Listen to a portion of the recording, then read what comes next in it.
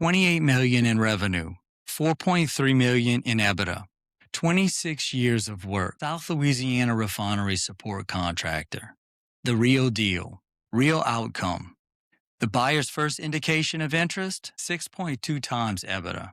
By the time they got to the final offer, 4.5, plus a 20% earnout tied to revenue retention.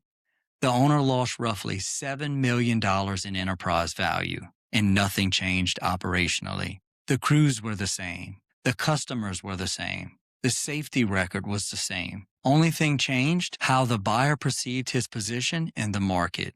That's what we're breaking down today. Here's the core truth. Commodities sell, but they sell cheap. Defensible businesses sell for premiums. And most owners think they're in the second category, when buyers see them in the first. That gap is where valuation disappears. If your business looks like everyone else's, buyers have already discounted you. You just don't know it yet. And the discount is not small. It's usually 20 to 40% of your enterprise value.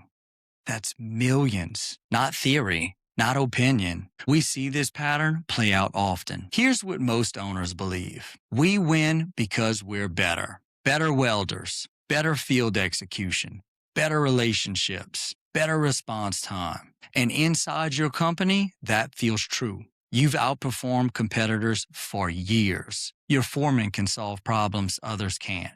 Your estimator knows the plant managers by first name. We understand why this feels defensible. But here's the buyer's assumption. Quality equalizes.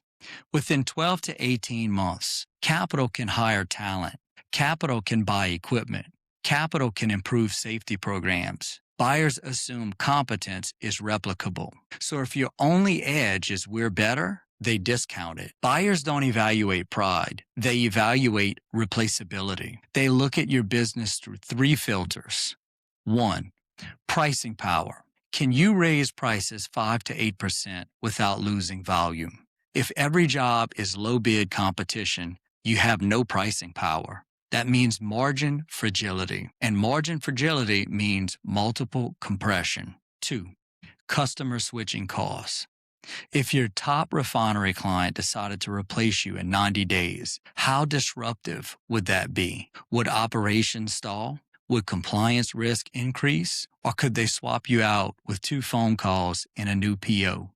Low switching costs equals lower multiple. And 3, replicability. If a private equity group funded a competitor tomorrow with $15 million, how long before they could match your offer? If the answer is under 24 months, buyers see commodity exposure.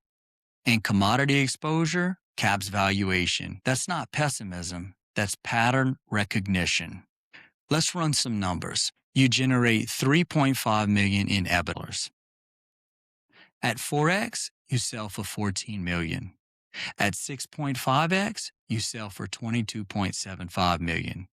That's an $8.7 million delta. Nothing about your effort changed. Nothing about your history changed. Only perceived durability changed. Market position is leverage, and leverage multiplies outcomes. Most owners focus on growing EBITDA 10%, while ignoring the fact that multiple expansion can add 40%.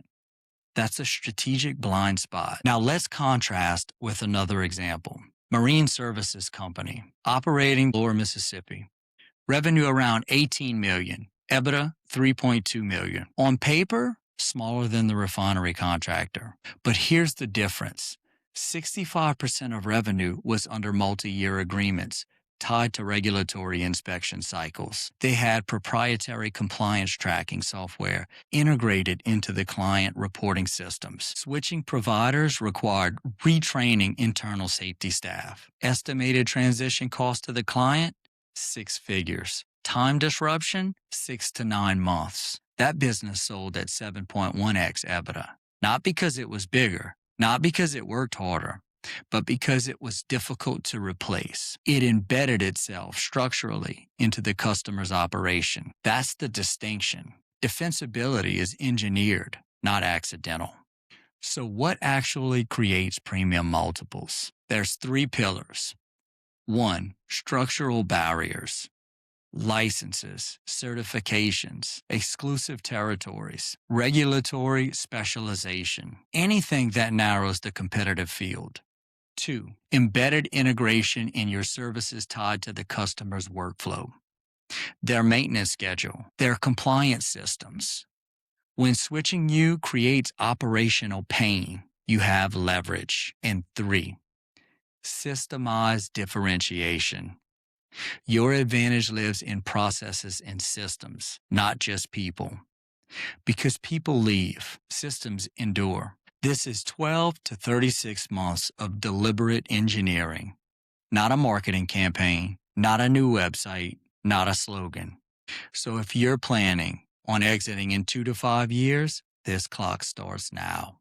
Here's the exercise we give every owner we talk to. If your largest customer had to replace you in 90 days, exactly how would they do it? List the steps, list the competitors, list the costs. If the process is straightforward, you have commodity exposure. And don't feel bad. Most businesses do. Time is your ally right now, but it won't be if you wait until you're tired or ready to sell. The gap between a 4x and 7x multiple is built in the quiet years, not in the 60 days before closing. Commodities move volume. Defensible businesses move multiples. Buyers don't pay for effort. They pay for durability. They pay for low replaceability risk. They pay for embedded positioning, and they penalize everything else. If you want more straight buyer lens breakdowns on valuation, deal structure, and exit readiness for business owners, subscribe.